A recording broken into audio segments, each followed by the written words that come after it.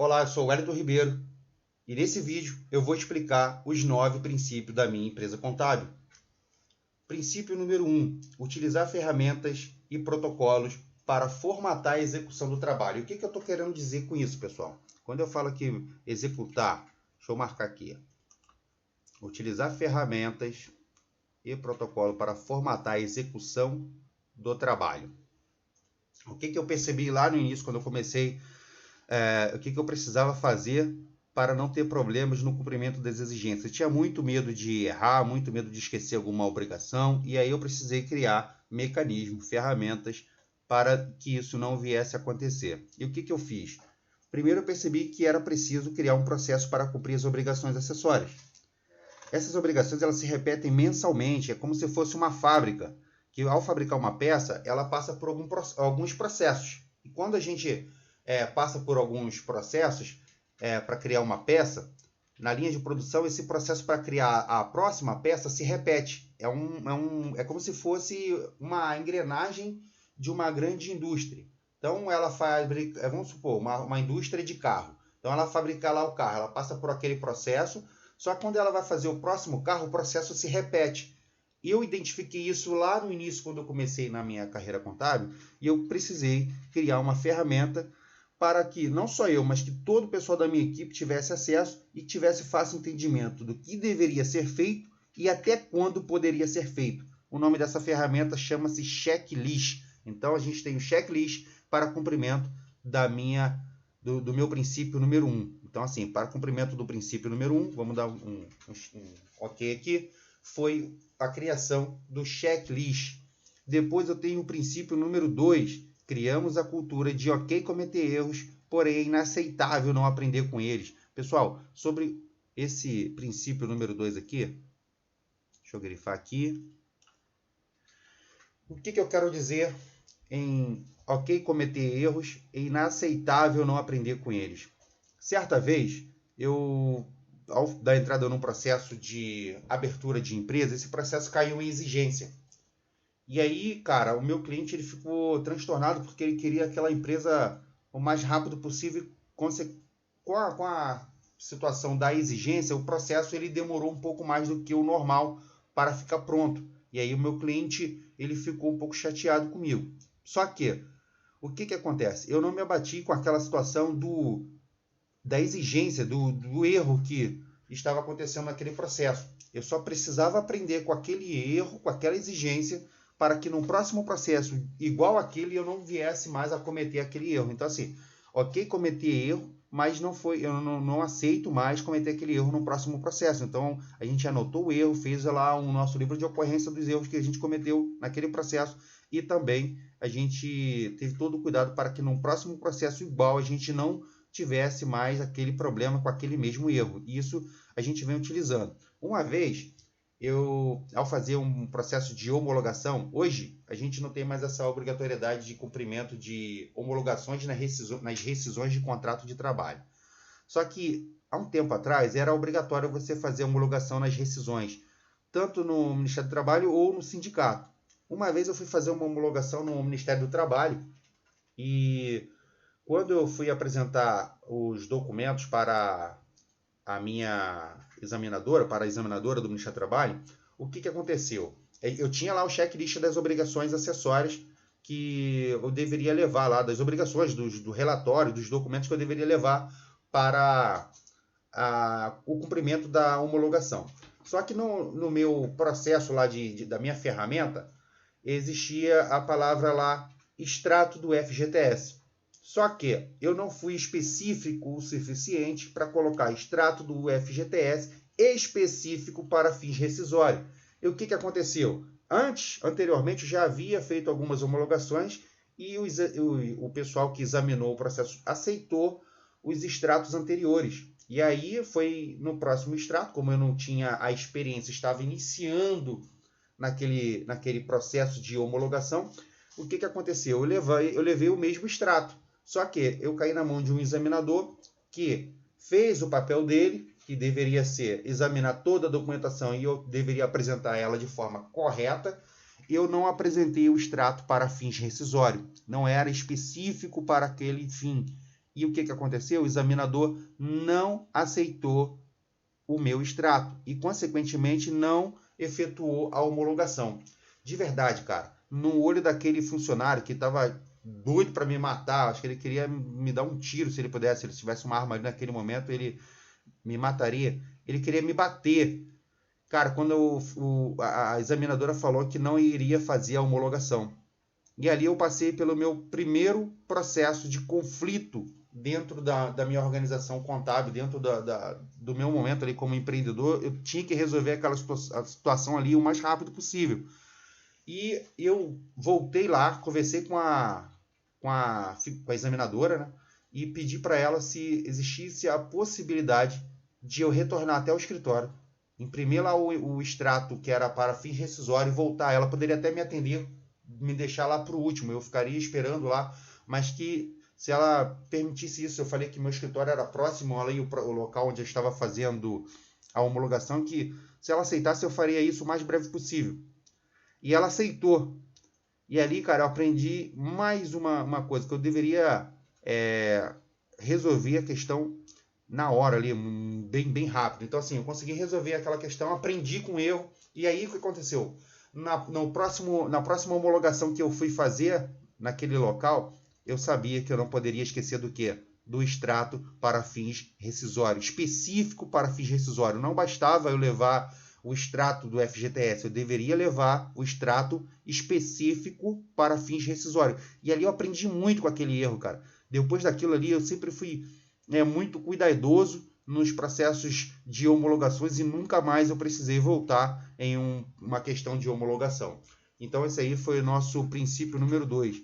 A gente comete o erro, vai ser possível você cometer erro aí também. Você vai montar aí o seu processo, o seu escritório, e fique sabendo que você vai errar. O que você não pode é deixar de aprender com o erro, beleza? Agora vamos para o nosso princípio número 3. Esse é um princípio bacana que está totalmente ligado ao princípio número 2. Você deve confiar na sinceridade e na transparência radical. Tem que ser radical nessa transparência. Quando você cometer um erro, não deve esconder o erro. Eu aprendi isso no processo da homologação com aquele funcionário. Eu assumi para ele que o erro foi meu e eu deveria corrigir aquele erro o mais breve possível. Só que, antes de eu falar para ele que como eu ia resolver o processo, eu voltei lá, falei com aquela fiscal e eu sabia, pedi para ela para me retornar depois com o extrato para fins rescisórios, ela me atendeu no mesmo dia ainda. Então, assim, eu voltei até ele com a solução. Então, assim, eu fui sincero, claro e transparente com ele e falei, olha, o erro foi meu, porém eu tenho a solução, já tenho a solução. A solução é, eu vou lá no escritório, vou imprimir o relatório que ela precisa para fazer o processo de homologação. Então, assim, eu aprendi muito naquele processo, mas eu precisei ser sincero e honesto com o cara. Quando eu fui sincero e honesto com ele, que o erro foi meu, cara, ele melhorou, assim, o aspecto físico dele, assim, ele, pô, cara, beleza, ele entendeu a situação, entendeu o erro, ele viu que não foi algo proposital. É claro que a gente é o profissional que é pago para executar aquela situação e a pessoa que nos paga, ela espera que a gente vai acertar sempre. Só que existem momentos que você vai cometer erros. Você precisa saber que você precisa ser sincero. Só que antes de você entrar em contato com a pessoa pelo qual você vai falar do seu erro, você não vai falar que você apenas errou. Você já tem que ter a solução, quiçá já ter resolvido o problema. Então, assim, se possível, você vai ser transparente e ser sincero. Olha, ocorreu o erro foi esse. Eu já até corrigi, ou eu sei a solução para corrigir, mas você tem que ser sincero e tem que ser transparente com o seu cliente. A solução para essa situação é ser sincero e transparente. Por quê? Cara, se em algum momento o seu cliente descobrir que aconteceu algum tipo de erro e você não passou isso para ele, você vai ter problemas e possivelmente vai perder até o cliente. Uma vez que você perde a confiança do cliente, você não tem mais o sentido você ter esse cliente compondo a sua carteira de cliente do seu escritório contábil. Então, assim, seja transparente, seja sincero, mas ao falar, já fale com a solução do problema. Já tenha o problema como uma solução para passar para esse cliente. Aqui a gente vai para o nosso princípio número 4. Esse princípio aqui é muito bacana, pessoal. Temos a cultura de compartilhar conhecimento dentro da empresa. Então, toda vez que eu sei de alguma obrigação nova, ou alguém da minha equipe tem lá o conhecimento de alguma obrigação nova, nós compartilhamos esse conhecimento entre a gente, ou até mesmo com alguém que não é da nossa equipe, mas que é um colega próximo, que a gente tem contato. E a gente vai lá e compartilha, olha, surgiu aí uma nova lei, uma nova obrigação, ou tem alguma particularidade, ou até mesmo dentro do nosso sistema de contabilidade, a gente tem um outro colega que tem o mesmo sistema, e aí surge alguma particularidade, alguma dúvida dentro daquele sistema, a gente tem a cultura de compartilhar esse conhecimento dentro da empresa. Só que agora tem algo que está acontecendo que é muito legal. A gente está expandindo esse conhecimento da nossa empresa para você. Então, se você está vendo esse vídeo, você está lendo, você está ouvindo eu falar sobre o princípio número 4, é o princípio do compartilhamento do que a gente conhece, a gente está expandindo não só mais para dentro da nossa empresa, e estamos levando para todos que possam estar assistindo esse vídeo. Então, assim, isso vai fazer parte do seu... Eu acredito que deva fazer parte da sua cultura também. Quanto mais você compartilha o que você sabe, você vai acionar o gatilho da gratidão. A pessoa, quando você ajuda, de alguma forma, você ajuda alguém, essa pessoa, ela tem, na verdade, a palavra é reciprocidade.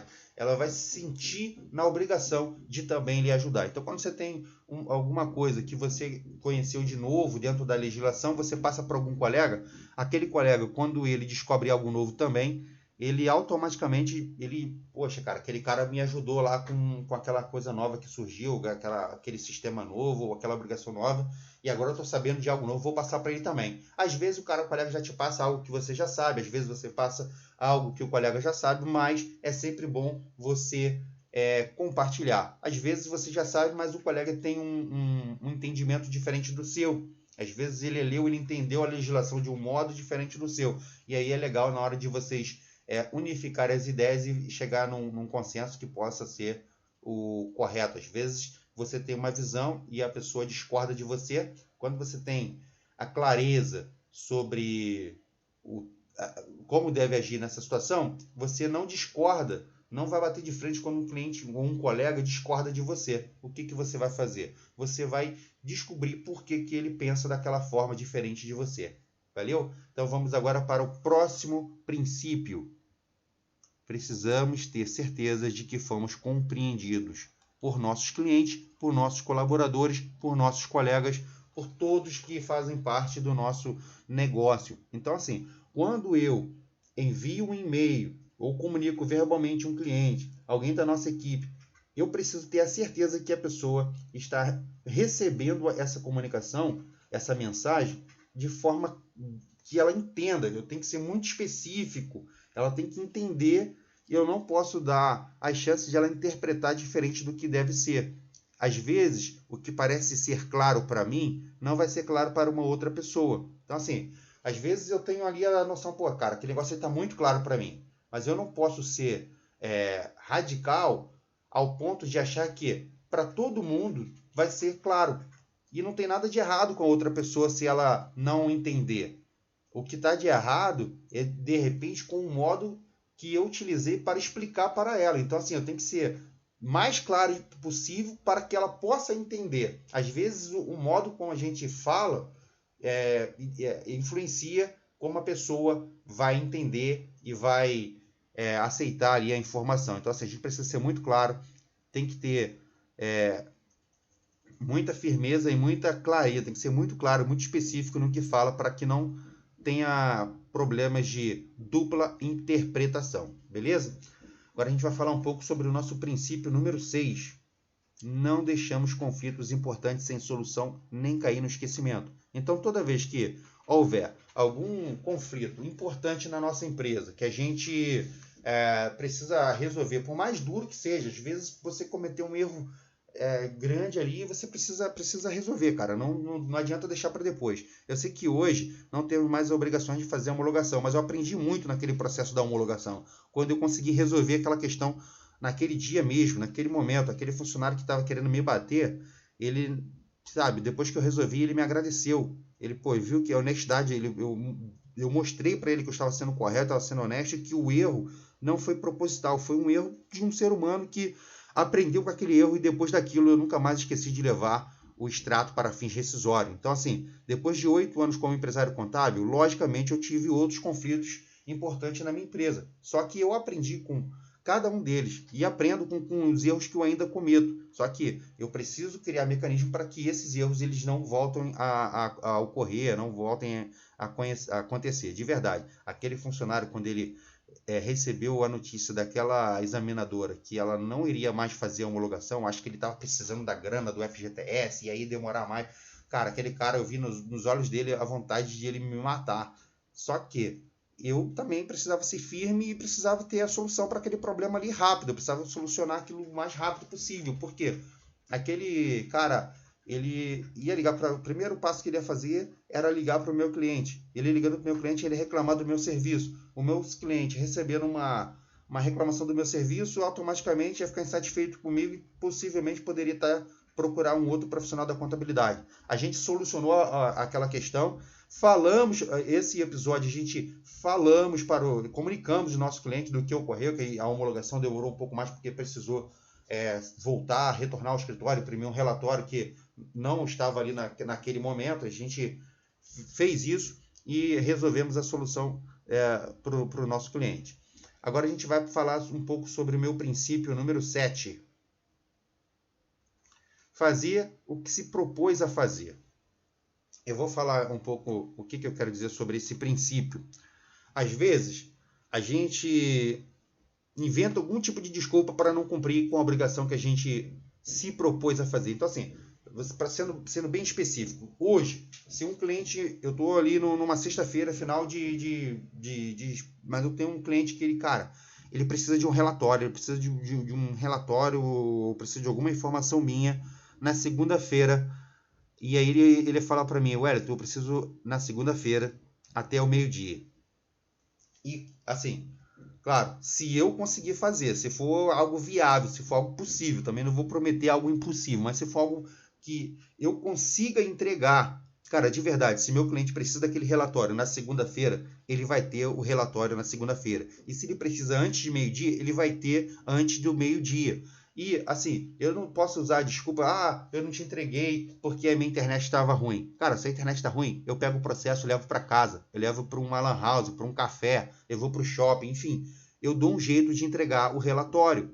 O que eu me comprometo, e eu falo para o meu cliente, olha, você vai ter esse documento na segunda-feira. Se eu me comprometi, não tem jeito, cara. Eu tenho que entregar, eu tenho que cumprir com que eu falei para ele que eu ia fazer. Simples assim. Se você se compromete ou você não se compromete. Você tem que ser claro para o seu cliente. Se você mais do que ninguém vai saber se aquilo que ele te solicitou, dentro daquele prazo, você é capaz de fazer, de entregar. Se você diz que é capaz de entregar, se compromete, você fala que você vai fazer, você vai entregar, você tem que fazer, você tem que entregar. E aí não tem desculpas. Não tem aquela de dizer que meu computador estava ruim. Não, porque às vezes o seu cliente deixa de fazer um negócio, deixa de fazer uma venda, deixa de fazer alguma coisa importante por conta desse relatório que você se comprometeu e não entregou. E aí a coisa fica feia para você. Beleza? Então vamos para o princípio número 8. Esse princípio aqui é o princípio que nós utilizamos para cumprimento das nossas tarefas. Nós temos listas de tarefas. Eu uso ferramentas como o aplicativo Anydo e o Google Agenda. E também uso checklists físicos. Então, assim, esse aplicativo e o Google Agenda são ferramentas que eu utilizo porque quando eu coloco ali uma tarefa, eu estou na rua, alguém me solicita uma tarefa, algum cliente me liga, me manda ou recebo alguma mensagem no WhatsApp, eu não estou ali com a minha agenda, não estou ali com o meu checklist físico, mas eu tenho esse aplicativo e a ferramenta do Google Agenda. Quando eu coloco ali e determino um horário, o aplicativo ele manda uma mensagem para o meu celular e ele envia um e-mail para mim informando que eu tenho que cumprir aquela obrigação naquele horário. Então, assim, quando eu faço essa lista de tarefas e eu coloco no aplicativo, eu não tenho chance de errar, de esquecer, de não cumprir. Por quê? O aplicativo ele me mostra, toda hora eu estou com o meu celular, então eu vou estar recebendo mensagem no meu celular. Toda hora eu checo a minha caixa de e-mail, então eu vou estar recebendo, olha, chegou aí um e-mail dizendo que você tem que entregar esse relatório hoje até tal hora, ou amanhã, ou no dia seguinte. Então você vai colocar ali de acordo com o prazo que você tem para cumprir essa obrigação. Dentro desses aplicativos ou dentro do seu checklist, você vai utilizar essas ferramentas para cumprimento da tarefa, beleza? E agora a gente vai para o princípio número 9, que é como a gente organiza a nossa agenda de forma que temos espaço para o imprevisto. Galera, é muito comum a gente falar que vai fazer alguma coisa, isso já aconteceu comigo, e aí de repente liga um cliente, você tem lá, que nem eu falei, eu me comprometi com um cliente que eu ia entregar o relatório para ele na segunda-feira, e aí eu estou no meio daquele processo fazendo aquela situação daquele relatório daquele cliente, só que me liga um outro cliente com algo urgente, um imprevisto que não estava na agenda, não estava no nosso relatório. Então, assim, não estava no nosso checklist de tarefa. O que eu preciso, cara? Se existe a possibilidade de ter imprevistos, então imprevistos devem ser previstos. Então, quando eu vou preencher a minha agenda, eu deixo alguns intervalos para que, se porventura alguém me ligar e essa obrigação for alguma urgência que não dá para deixar para depois, eu vou tentar, dentro daquele intervalo entre uma obrigação e outra que eu coloquei na minha agenda, ao organizar minha agenda, eu deixo um intervalo para que, se porventura eu receber alguma ligação, alguma solicitação de algo que é fora do combinado ali, que está fora da minha agenda, mas eu preciso cumprir alguma coisa que meu cliente, cara, ele não dá para esperar, ele precisa daquela informação agora, ele precisa para ontem. Vai ter situações que você vai receber a informação e você fala, olha, pô, no momento agora a gente não tem como cumprir, eu vou deixar anotado aqui na minha agenda, mas assim que a gente tiver um tempinho aqui, a gente vai enviar para você. Quando você faz isso, é quando você tem a clareza das obrigações que são importantes, urgentes e muito urgentes. Porque, assim, nada no escritório contábil não é importante. Tudo que você faz é importante. Às vezes, é até comum algum cliente ligar e falar em tom de brincadeira, e aí, Wellington, como é que você está hoje? Está tranquilo? Nunca a gente vai estar tranquilo dentro do escritório de contabilidade. Sempre você vai ter muitas obrigações a ser cumpridas. Muito prazo para você cumprir. Só que vai ter uma organização na sua agenda de forma que, se acontecer algum imprevisto, alguma obrigação, alguma coisa que aquele cara te pede ali e você for pego de surpresa, você não vai ser pego de surpresa porque você já, ao organizar a sua agenda, você já meio que deixa previsto que o imprevisto pode acontecer. Você vai deixar um espaço de tempo ali, nem que seja entre uma tarefa e outra, você deixa ali de 20 a 30 minutos de intervalo para que você possa fazer algo que surgiu extraordinariamente. Agora, se porventura aquela coisa que você tentou prever que ia acontecer não aconteceu, você antecipa. Por exemplo, eu deixei ali que eu tinha que fazer uma rescisão de contrato de trabalho para o meu cliente e depois dessa rescisão de contrato de trabalho eu teria que fazer uma consulta de local para um outro cliente. Entre essa função e a outra, eu deixo um intervalo de tempo para que, se alguém me ligar nesse intervalo, o imprevisto, e se for algo urgente, que não posso esperar, eu faço nesse intervalo. Se porventura não ocorreu nenhum, eu já pulo, já vou para a próxima tarefa, e aí a gente tira esse intervalo e passa ele para frente. Então, assim, sempre uma observação também sobre essa questão da organização, não é o fato de aparecer algo urgente, nem sempre eu estou dizendo para você largar o que você está fazendo sem terminar. As coisas, por mais urgentes que elas possam ser, você tem que terminar o que você está fazendo e aí você não começa a próxima tarefa. Você adia a próxima tarefa e nesse intervalo entre a tarefa A e a tarefa B, você faz o urgente, o que surgiu inesperado. Então, termina o que você está fazendo, não largue ele no meio do caminho ali, não deixe o serviço abandonado e depois você resolva meter a mão na massa com o processo em andamento. Não é isso que eu estou dizendo. Termina o que você está fazendo e aí naquele espaço ali de intervalo entre a tarefa A para a tarefa B, você executa o imprevisto, o que o cliente surgiu ali de emergência para você fazer. Beleza? Então, essa foi os 9 princípios da minha empresa contábil, e esses princípios eu acredito que todo o empresário contábil, se você está iniciando na sua carreira contábil, quer montar seu escritório contábil, você deve utilizar desses princípios, tá bom? Forte abraço e até a próxima aula.